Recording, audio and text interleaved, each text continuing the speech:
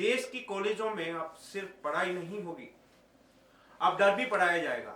सवाल ये नहीं कि भेदभाव गलत है या सही, सवाल ये है कि क्या भेदभाव रोकने के नाम पर नया भेदभाव पैदा किया जा रहा है। Promotion of equality in higher education institution regulation 2026 लागू कर दिए गए हैं। मकसद साफ बताया गया कि उच्च शिक्षा संस्थानों में जातिगत भेदभाव खत्म करना। लेकिन सवाल यह है कि क्या ये नियम इक्विलिटी लाते हैं या एक तरफा सख्ती।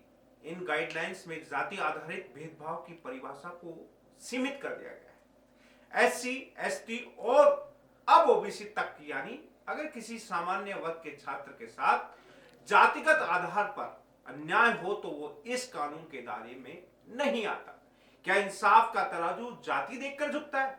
सबसे बड़ा विवाद क्या है? सबसे बड़ा विवाद है झूठी शिकायत पे जुर्माने का प्रावधान हटा दिया गया है। 24 घंटे में कार्रवाई, लेकिन आरोपी को सुनने की कोई अनिवार्य सीमा समय नहीं। इक्विलिटी कमेटी में एक वर्ग का बहुमत अनिवार्य, नतीजा एक ऐसा माहौल जहां आरोप, अपराध और सफाई औपचारिकता। सामान्य वर्ग के छात्रों की चिंता क्या है?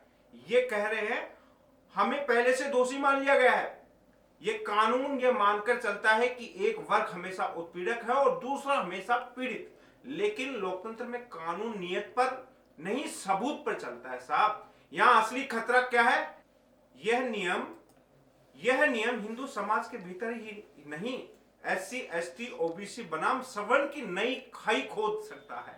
जहां पहले शिक्षा जोड़ने का काम करती थी, वहीं अब शक, डर और बदले की भावना को जन्म दे सकती है। और याद रखिए, जब कानून संतुलन खो देता है तो समाज टकराव की ओर बढ़ता है। यह कहना जरूरी है, कोई भी सच्चा भेदभाव अक्षम्य है। रोहित वेमुला, पायल तड़वी जैसे मामलों में सबक जरूरी था, लेकिन सुरक्षा और प्रतिशोध में फर्क होता है। इंसाफ का मतलब पीड़ित को सुरक्षा और अपराधी को निष्पक्ष सुनवाई। अगर कानून डर पैदा करे तो वो सुधार नहीं, विभाजन लाता है। और अगर शिक्षा संस्थान न्याय के बजाय पहचान की राजनीति का मैदान बन जाए तो देश की सबसे बड़ी हार वहीं से शुरू होती है। सवाल अब भी वही है, क्या हम भेदभाव खत्म कर रहे हैं या बस उसका रूप बदल रहे हैं? तमाम इस तरह की खबरों को जानने के लिए देखते रहिए इंडिया इनसाइट न्यूज। हम लाएंगे आपके लिए नए मुद्दे, नई चर्चाएं और नई खबरें। नमस्कार।